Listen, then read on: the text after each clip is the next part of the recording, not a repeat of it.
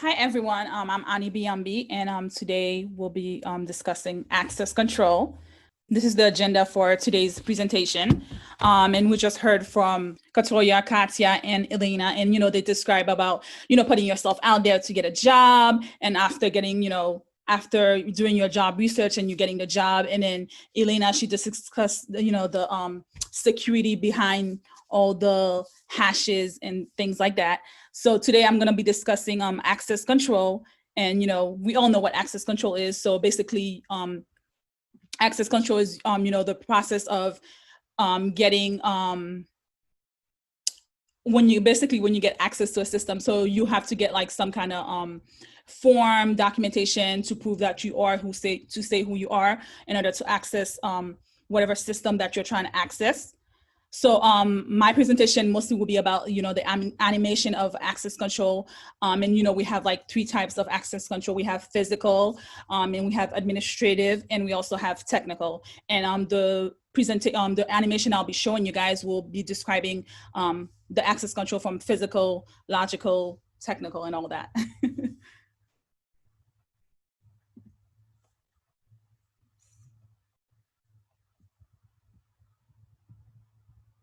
So first, once you gain access, once you get access into this, like after you complete all your forms, because usually when you start your job, you have to complete some kind of form to prove your background, and you have to give them your identification and things like that, so they can give you access into their building. So once you do that, you get your access card.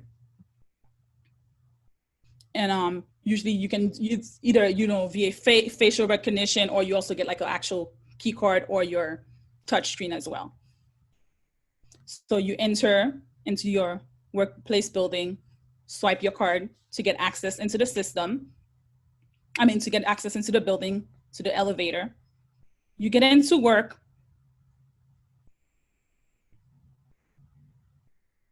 So this is your fingerprint access. And you input that information, you put your fingerprint and then your code. And for logical and physical access, they do have a camera around to make sure that the person that is accessing the information also is the person that they provide the access to. So once they authenticate you, you get access into the system. And then it also gets recorded. So when later on, when they do have, they have audit and things like that, they're able to prove that the person that was accessing the system is who they say they are, and they don't have any kind of intrusion or somebody trying to, hijack into the building.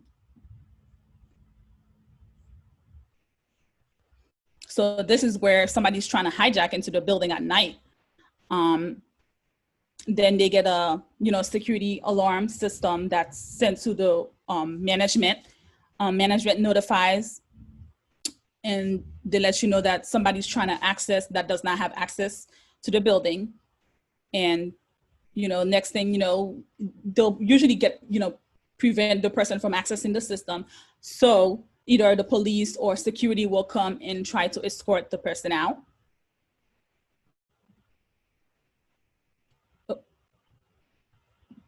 And that's pretty much it for my presentation. And thank you so much for watching.